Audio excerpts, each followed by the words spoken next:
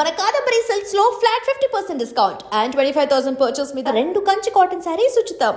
So అలా ఫ్యామిలీతో అంటే ఎప్పుడైనా సరే పేరెంట్స్ ఇంకా వద్దమ్మా ఇంకా ఆపే ఛానల్ అనడం కానీ లేకపోతే మీరు డ్రాప్ అవడం కానీ అలాంటివి ఏమైనా జరిగాయా? ఎప్పుడు డాడీ మమ్మీ డాడీ అంటే బయటికి ఏది చెప్పరు, ఇది వద్దమ్మా అది వద్దమ్మా అని చెప్పరు. బట్ ఏంటంటే ఫస్ట్ నుంచి మనం ఒక పద్ధతి గౌరవంతో పెరుగుతాం కదా, సో ఆ భయం నాలో నేనే అనుకునేదాన్ని అనమాట. అమ్మో డాడీ ఏమైనా అనుకుంటారేమో, అమ్మాయి ఇలా బయటకి పబ్లిక్లో కనిపిస్తుంది, యూట్యూబ్లో కనిపిస్తుంది అంటే డాడీ ఏమైనా ఫీల్ అవుతారేమో అని ఒక ఉండేది. అదే మైండ్ సెట్తో నేను నాకు కొన్ని బార్డర్స్ లిమిట్స్ పెట్టుకున్నా అనమాట. ఇవి దాటకూడదు, ఎంత మనం బయట కంట్రీకి వెళ్ళినా కానీ మన పద్ధతి సాంప్రదాయాలు అయితే మర్చిపోకూడదు. ఎందుకంటే మా పేరెంట్స్కి అది చాలా ఇష్టం అండ్ నాకు అది అలవాటు అయింది, నాకు కూడా చాలా ఇష్టం అనమాట. సో అది మా హస్బెండ్ కూడా, ఆయనకి చాలా ఇంట్రెస్ట్ అనమాట. నీకు ఏది నచ్చితే అది చెయ్యి, అది నీ ఇష్టం, నీకు ఎంతైనా ఖర్చు పెడతాను అని చెప్పి బాగా సపోర్టివ్గా ఉంటారు ఆయన. అండ్ నా తమ్ముడు, మా తమ్ముడు కూడా బాగా, మా మదర్ కూడా, ఆవిడకి సరదాయే. ఎందుకంటే సర్లే అమ్మాయి మన దగ్గర లేనప్పుడు డాడీకి అంత టైం ఉండదులేండి చూసే అంత టైం, బట్ మమ్మీ ఏంటంటే ఇంకా అలాగా ఏం చేస్తున్నారు ఏంటి, ఓకే మనకి అప్డేట్ వస్తుంది అన్న ఇదిలో మమ్మీ ఇష్టపడేవారు. ఓకే బాగుంది, ఎప్పుడు నా కూతురు కనిపిస్తుంది కదా అన్న థాట్లో మదర్స్ ఉంటారు. మా తమ్ముడు కూడా చూసేవాడు, ఎందుకంటే ఆడికి మేనకోడలు అంటే పిచ్చి, చాలా ఇష్టం అనమాట ఆడికి. ఇంకా మా ఫ్యామిలీలో ఫస్ట్ కిడ్ ఇషిత కాబట్టి, సో ఇంకా బాగా చాలా బుద్ధిగా బోండంలా ఉండేది, చాలా క్యూట్ గా ఉండేది అవునవునవును, అసలు ఎవ్వరు వదిలేవారు కాదు. సూపర్. అండ్ అలా జర్నీ అయింది, ఎవ్రీథింగ్ అంతా ఫైన్, చాలా కూల్. అండ్ బిగ్ బాస్కి సెలెక్ట్ అయ్యారు అని 23-24లో తెగ వైరల్ అయ్యింది. యాక్చువల్లీ నాకు కాల్ రాకముందే అందరూ ఎలా గెస్ట్ చేశారో నాకు తెలీదు. నేను ఇండియాకి వేరే పని మీద వచ్చా అనమాట. హాలిడే టైం మాకు అప్పుడు, ఈ జూలై ఆగస్ట్ ఆ టైంలో మనకి హాలిడేస్ ఇస్తారు పిల్లలకి అక్కడ. సో ఆ టైంలో ఇంకా ఇటు వచ్చాము. అప్పటికే మేము ఏంటంటే ఒక హౌస్ వెకేట్ చేసి వచ్చామన్నమాట. ఇంకా అక్కడ కొన్ని ఇష్యూస్, అంటే వంట చేశానని చెప్పి ఏవో, ఆ వీడియో కూడా చూసాను. ఇంకా చిన్నది ఏమైనా అనిపించిందంటే వెంటనే అక్కడ వెకేట్ చేశారు. మీరు ఆపోజిట్ బిల్డింగ్ లోనే తీసుకున్నారు కదా? ఆపోజిట్ కాదు, వచ్చేసిన తర్వాత ఇంక ఇక్కడ నుండే కొండల్స్ని చూసుకొని వేరే కమ్యూనిటీకి వెళ్ళిపోయాం అనమాట. మన ఇండియన్ వంటకాలని ఎవరైతే రెస్ట్రిక్ట్ చేయరో అలాంటి కమ్యూనిటీకి వెళ్ళాము. ఓకే ఓకే ఓకే, అలాంటి కమ్యూనిటీకి వెళ్ళాం. పిల్లలకు కూడా ఆడుకోవడానికి ఉండాలి కదా అన్న థాట్తో. యూజువల్గా ఇండియన్ కమ్యూనిటీలో ఎప్పుడు ఉండలేదు. రీసెంట్గా ఒక 2 years అయిందనమాట ఇండియన్ కమ్యూనిటీకి వెళ్ళి. సర్లే ఎలా ఉంటుందో ఒకసారి చూద్దాం.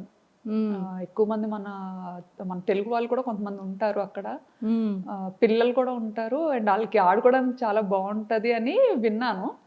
విన్న తర్వాత సర్లే చూద్దాం, ఒక 1 year వెళ్దాము, ఎలా ఉంటుందో చూసి బాగుంటే ఉండొచ్చు లేకపోతే బయటకు వచ్చేయచ్చు అని చెప్పి ఇంకా సెట్ అయింది. అంతవరకు మేము బయటే ఉండేవాళ్ళం, సిటీలోనే ఉండేవాళ్ళం, అందరికీ దూరంగా ఉండేవాళ్ళం. ఓన్లీ మా ఫ్యామిలీ, అంటే ఒక కమ్యూనిటీలో ఉన్నామంటే అందులో తెలుగు పీపుల్ మేమే ఉండేవాళ్ళం, మిగతా వాళ్ళందరూ థాయిస్ అండ్ ఫారినర్స్ ఉండేవాళ్ళం. అసలు టాస్క్ మీద టాస్క్ మీద. కానీ ఇండియన్ కమ్యూనిటీకి వెళ్ళిన తర్వాత నేను ఇండియాలో ఉన్నానా నేను థాయిలాండ్లో ఉన్నానా తెలియట్లేదు. అమ్మయ్య ఇప్పుడు బాగుంది, అయితే ఇప్పుడు బాగుంది. ఏంటి అంటే ఇండియన్ కమ్యూనిటీకి వెళ్ళాక అంటే నాకు బ్లాగింగ్కి చాలా డిఫికల్ట్ అవుతుంది అనమాట. నేను సిటీలో ఉండే టైంలో ఏంటంటే నాకు థాట్స్ చాలా డిఫరెంట్గా వచ్చేవి. అండ్ ఇలా బాల్కనీలోకి వెళ్ళి చూసాను అంటే ఎవ్రీ టైం ఏదో ఒక కొత్త థాట్ వచ్చేది.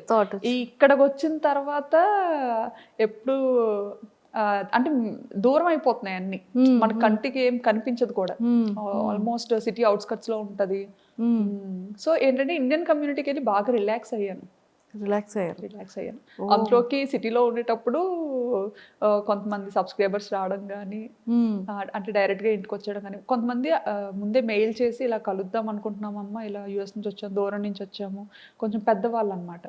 అలా వచ్చి కొంచెం ముందే మెయిల్ అలా చేస్తే ఖచ్చితంగా మీట్ అయ్యేదాన్ని. నాకు చాలా ఇష్టం పెద్దవాళ్ళు. అందరికీ గుర్తొచ్చేది మీరే.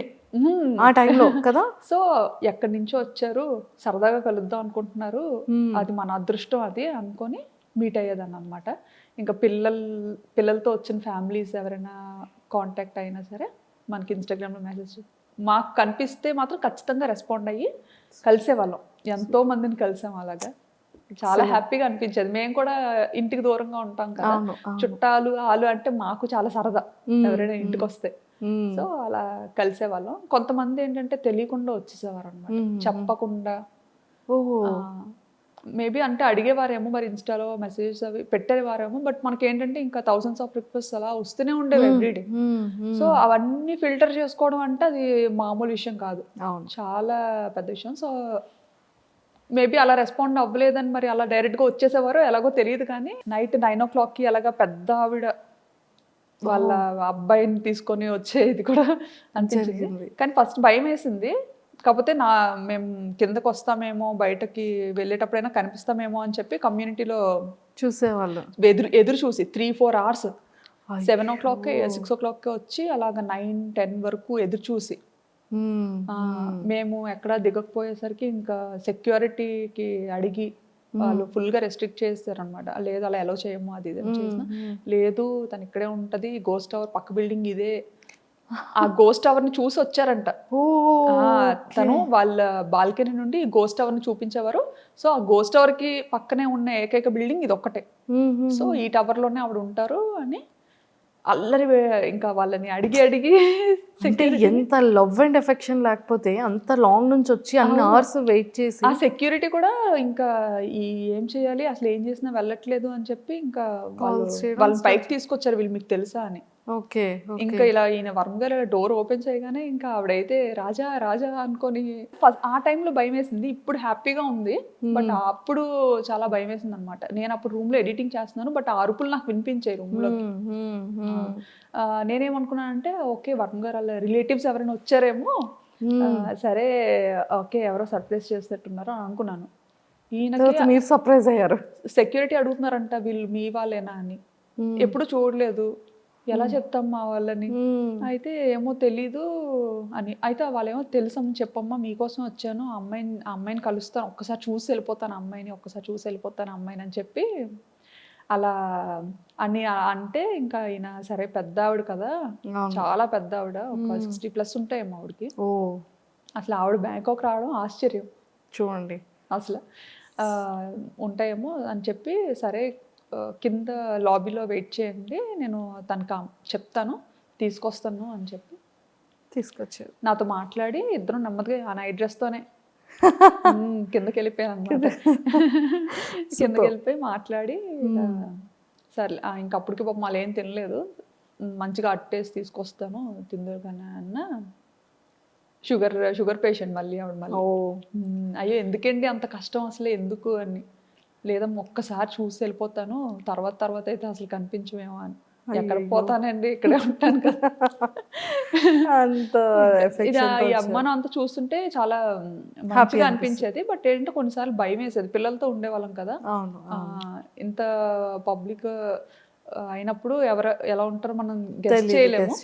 సో ఇంటెన్షనల్ ఉంటుంది. సో అప్పుడు ఆ భయపడి కూడా వెళ్ళిపోవాల్సిన కారణం అదొకటి. ఇంకా సో బిగ్ బాస్ కాల్ వచ్చిన తర్వాత మీరు వెళ్దామని ఫిక్స్ అయ్యారా? బిగ్ బాస్ కి పార్టిసిపేట్ చేద్దామని? లేదు వెళ్ళాలని ఎప్పుడు? బిగ్ బాస్ చూడడం చాలా తక్కువ, నేను చాలా తక్కువ చూస్తాను. అంటే ఎప్పుడైనా ఏమైనా ట్రెండ్ అయినవి అవి ఏదైనా చిన్న బిట్స్ కనిపిస్తుంటాయి కదా, నా ఇన్స్టా ఎడిటింగ్ చేస్తున్నప్పుడు స్క్రోల్ చేస్తున్నప్పుడు ఏమైనా కనిపిస్తే చూస్తా అనమాట. కొంచెం అందరూ కొత్త వాళ్ళు కనిపిస్తుంటారు, చూస్తుంటారు. ఎవరైనా సెలబ్రిటీస్ కానీ ఇన్ఫ్లుయెన్సర్స్ కానీ మిమ్మల్ని ఫాలో చాలా మంది అవుతుంటారు, మీకు పర్సనల్గా మెసేజెస్ ఏమైనా చేశారా అంటే సీరియల్ యాక్టర్స్ ఉంటారు కదా, వాళ్ళు చేసేవారు. అండ్ అలా ఫ్రెండ్ అయిన వాళ్ళు కూడా మంచిగా చెప్పేవారు అనమాట.